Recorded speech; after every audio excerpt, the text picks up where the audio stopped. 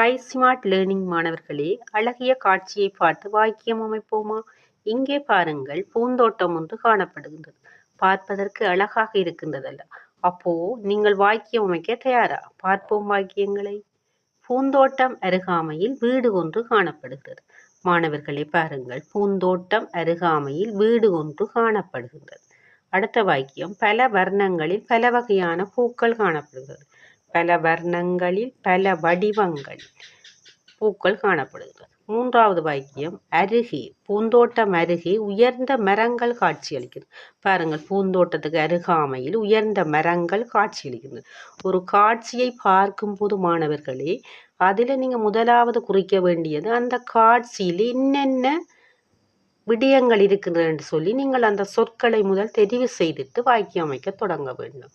அந்த வகையிலே மாணவ செல்வங்களே, இக்காட்சியை பார்த்து நீங்கள் கட்டுரை அமைப்பது தெளிவுறுங்கள். எங்கள் ஸ்கை ஸ்மார்ட் லேர்னிங் பிடித்திருந்தால் லைக் பண்ணி சப்ஸ்கிரைப் பண்ணுங்க. ஓகே ஸ்டூடெண்ட், பாய்.